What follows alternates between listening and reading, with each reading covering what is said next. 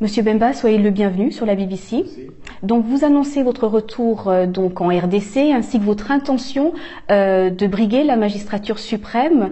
Pourtant, jeudi, le porte-parole de la majorité présidentielle vous a déclaré inéligible en vertu de l'article 10 de la Constitution qui donc rend inéligible toute personne ayant été condamnée pour corruption. Donc dans votre cas, il fait référence à cette affaire de subornation de témoins. Que répondez-vous ?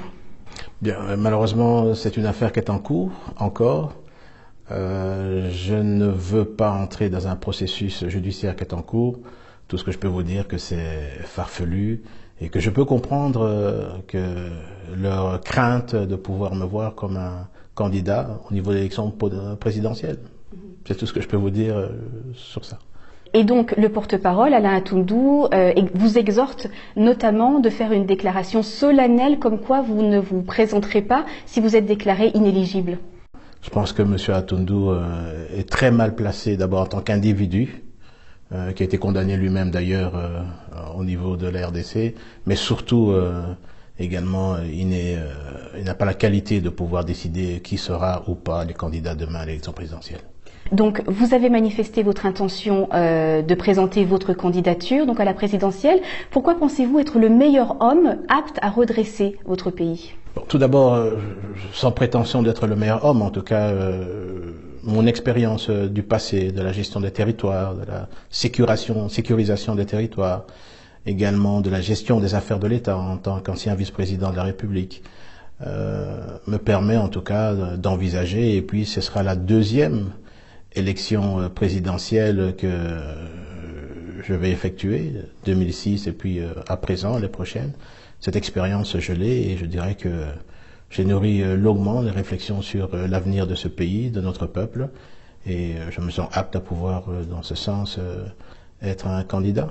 Mais après plus d'une décennie passée loin du pays, comment pensez-vous être aujourd'hui vraiment proche et au sud des réalités des Congolais sur le terrain ? Absolument. Vous devez savoir que pendant ces 10 ans, j'ai reçu tous les jours beaucoup de personnes, tant de la RDC que de différents mondes qui venaient me voir. Et au quotidien, j'étais en contact avec le pays, à travers mon parti, à travers des amis.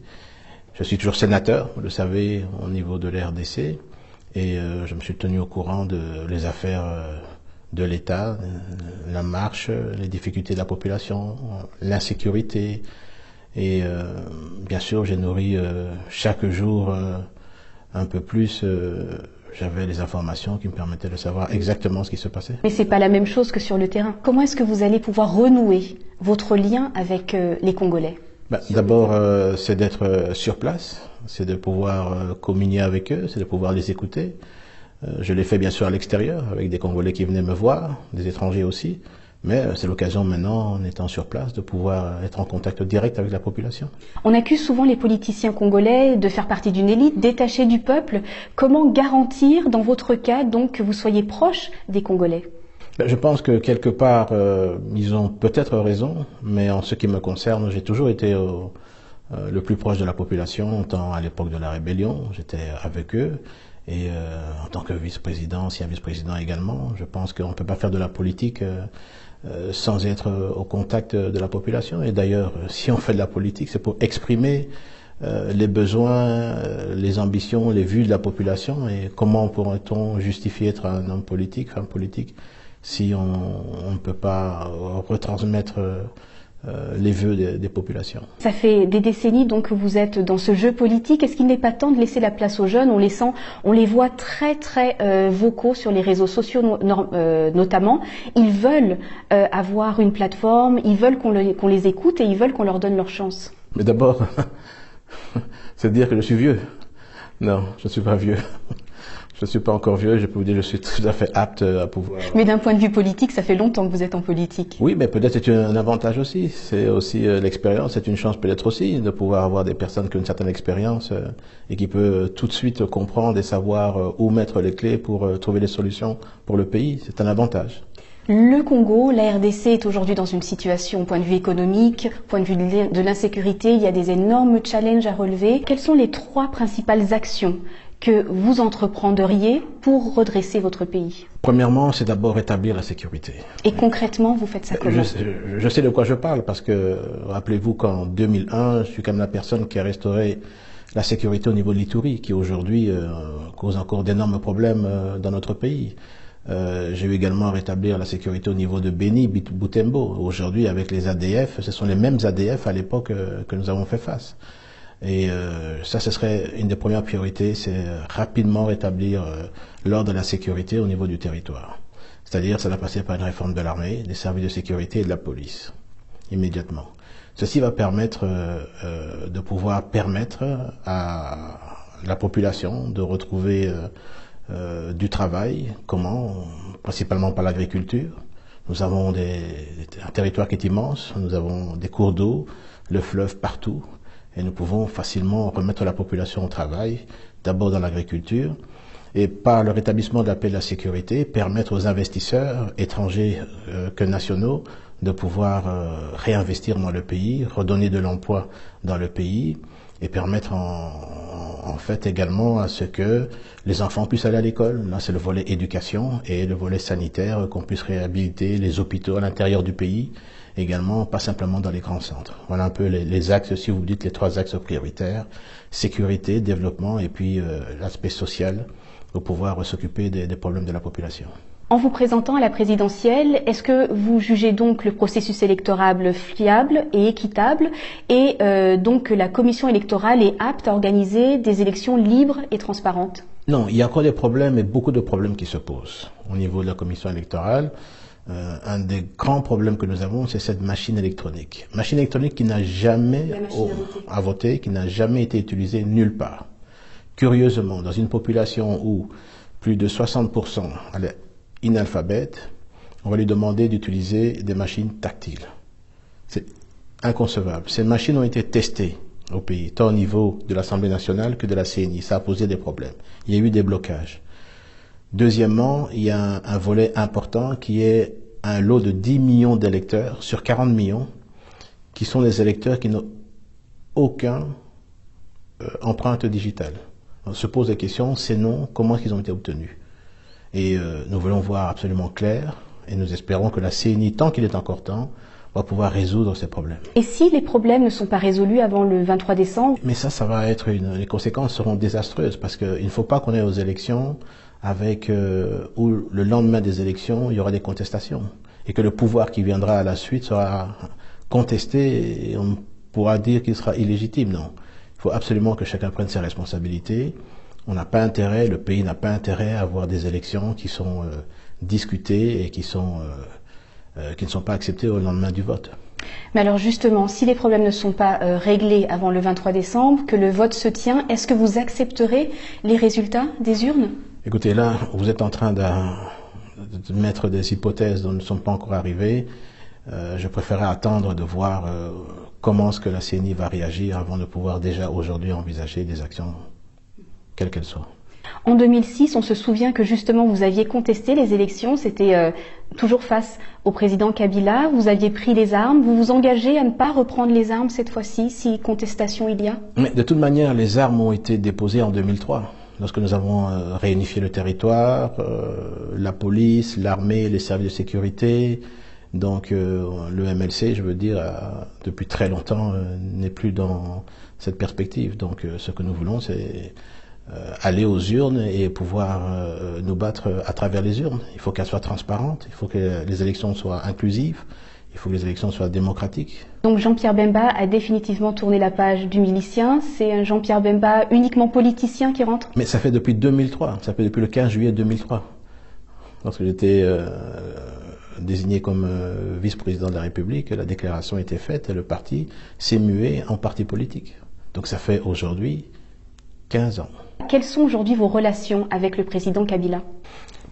Je n'ai aucune relation avec le président Kabila. Vous savez que les 10 dernières années, je n'ai pas pu être présent au niveau du pays, donc je n'ai aucune relation avec le président Kabila.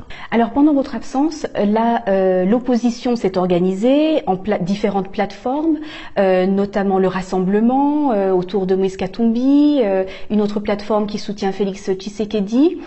On parle que pensez-vous d'une candidature commune de l'opposition? En tout cas, au niveau de l'opposition, moi je milite d'abord pour l'unité de l'opposition. Rappelez-vous, j'avais envoyé une lettre lorsque j'étais à La Haye en décembre 2017 pour réclamer déjà cette unité au niveau de l'opposition. Unité des actions, unité de vue, de stratégie, bien sûr tout en gardant l'autonomie de chaque parti politique. Mais je suis vraiment très demandeur sur l'unité de l'opposition et aller au-delà de ça, je l'espère, sur une candidature unique de l'opposition face à la candidature de la majorité présidentielle. Donc en rentrant à Kinshasa, j'espère rencontrer les différents responsables politiques et souhaiter que quelque chose de concret puisse se faire. Même ceux qui sont en prison, je pense notamment à Franck Diongo. Oui, Franck Diongo, il y a également d'autres personnes aussi qui sont là au niveau de la prison et nous espérons que cette élection puisse être inclusive. Il faudrait absolument que les accords de la Saint-Sylvestre puissent être respectés. Ces personnes devaient sortir à l'issue de ces accords. Donc j'espère que les autorités à Kinshasa vont pouvoir se pencher sur leur cas. Je parle aussi à Diomi aussi, qui est également en prison. Et si ce candidat unique, ce n'est pas vous, est-ce que vous le soutiendrez? Absolument, parce que nous n'avons pas le droit de laisser l'opposition divisée, ça profiterait à la majorité en place.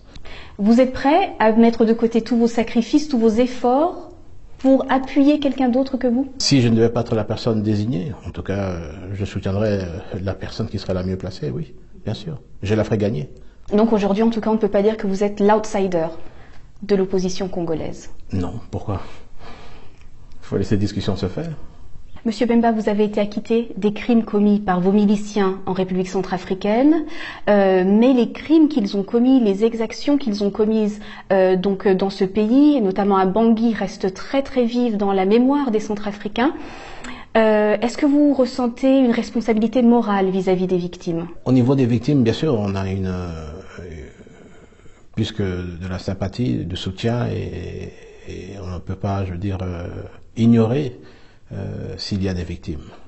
Malheureusement, moi, je n'étais pas dans ce conflit, donc je ne peux pas le savoir. J'ai bénéficié, bien sûr, grâce à la chambre d'appel, à des juges professionnels, intègres, qui ont d'expérience, beaucoup d'expérience, et qui ont décidé effectivement que j'étais acquitté. Maintenant, ce qui se passe en Centrafrique, en plus, Centrafrique, c'est un pays qui est voisin, et la frontière, nous la partageons, et les peuples sont souvent les mêmes peuples qui sont en Centrafrique, qui sont chez nous, dans le nord de la RDC. Ce sont des frères et je suis attristé par ce qui se passe dans ce pays. Vous continuez de suivre ce qui se passe en Centrafrique? Je continue à suivre ce qui se passe en Centrafrique. C'est un désastre ce qui se passe dans ce pays. Et j'espère que le peuple centrafricain va trouver des solutions à leurs problèmes, à ces différents conflits. Monsieur Bemba, est-ce que vous seriez prêt à vous asseoir autour d'une même table des négociations avec le président Kabila? Non, de toute manière, moi je dis il faut qu'on apprenne à vivre ensemble, tous les Congolais, pas simplement avec le président Kabila, l'ensemble de l'opposition, les membres de la majorité présidentielle. On ne doit pas être des ennemis, on doit être des adversaires politiques. Je suis un adversaire politique au président Kabila, donc là-dessus. Et nous sommes insérés, nous, le MLC, dans une opposition républicaine. C'est-à-dire que nous siégeons, les membres de mon parti siègent à l'Assemblée nationale, siègent également au Sénat, au même titre que les députés, les sénateurs de la majorité présidentielle. Les discussions sont là, sont âpres, sont souvent très dures. Et c'est ça un peu l'expression de la démocratie. Vous avez mentionné que vous êtes toujours sénateur, donc à votre retour en RDC, vous allez vous asseoir au Sénat? Je vais m'asseoir au Sénat, oui, avec mes autres partenaires du Sénat, bien sûr, oui. Monsieur Jean-Pierre Bemba, merci. Merci, merci.